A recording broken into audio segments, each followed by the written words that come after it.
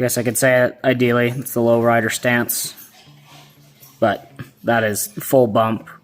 I'm just double checking some clearances. One of the things with running drop spindles like I am is they get a lot of camber when they bump out, and incidentally for me it actually works out really well because I needed the tires to fit inside the body. I know they won't turn right here, but I'm going to roll them so I'll get a little bit of movement, but under normal driving conditions it will never get this low. But clearance was a big thing. I have had a couple of people ask about it and why there's a bunch of 90s and stuff like that. Is fitment, like to fit a compound turbo system in this, or twin turbos or anything, fitment was a big thing. And like, if you can see at full bump, the tire is all the way up in here and it takes up a lot of room. Even though these are 27s, fitment was definitely the biggest goal.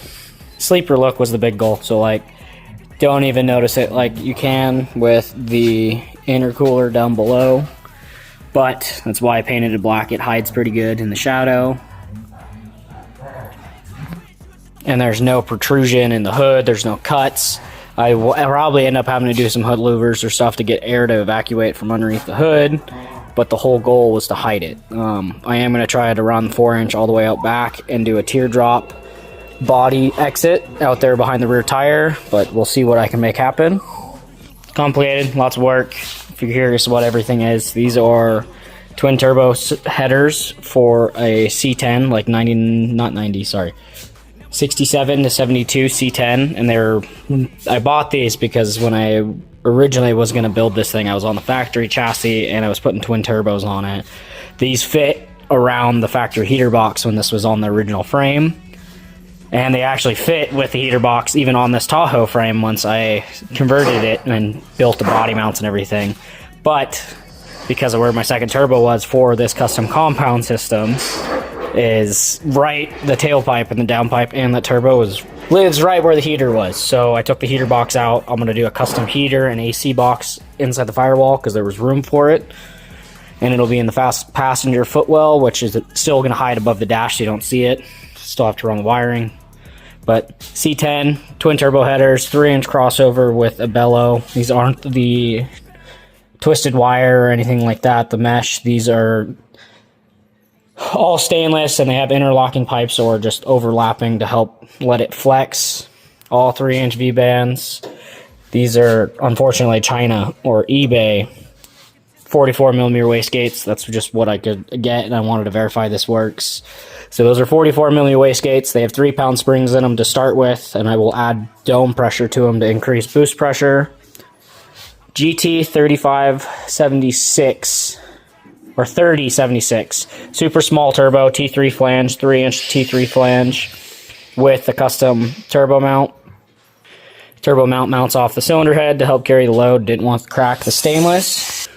I have the dual 44s because I wanted to dump as much exhaust energy out from the small turbo, so I don't overspeed it. They feed it into its downpipe, and the downpipe then feeds everything into the 76mm. That has a single tile. Actually, this is an eBay one too. I will get the actual ones, but it's an eBay, but tile, 60mm wastegate, then that recirculates actually into the main downpipe, and that's a 3-inch to 4-inch adapter to go all 4-inch exhaust, and it dumps inside the frame right now, and then I'll carry that out and go all the way out the back with a big muffler to help quiet this thing down. I am curious what it's going to sound like with the twin turbos, twin compounds, however, sequential, whatever, and just see what this is going to sound like. And then there's another bellow flex pipe off of that 60mm wastegate to tie into the downpipe just for thermal expansion, anything that wants to move. And for blow-off valves, it's the same as 40, actually these are 50mm blow-off valves, one on the inner stage pipe so it'll dump boost and not get turbo flutter and kill that turbo. And then for the another 50mm off of the main intake tubing. Just so that one, small turbo is an anti-surge, but that's, to not slow the turbo down, which I don't think I'm going to have a problem with this system. Just has one there, and then I'm going to be running the Haltech Rebel LS on this. But all the charge pipe, the filter is going to be on this turbo, goes into the air box, that'll pull off the cowl, goes through, feeds in this turbo, compounds, goes down into the intercooler down here, And I built a little air scoop, and I know it's air to air. It's just the part side I had. Comes up through the fender and into the intake. So, if you guys have any more questions about this, please let me know. I'm going to keep updates on it. I'm going to keep this one short and sweet, make it good. But yeah, lowrider. Like, real lowrider, I guess. Not hydraulics, but it is still four-wheel drive. That was one of the big goals and why I'm using the Tahoe chassis. So,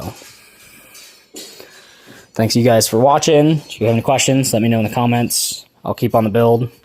Thank you guys. Goodbye.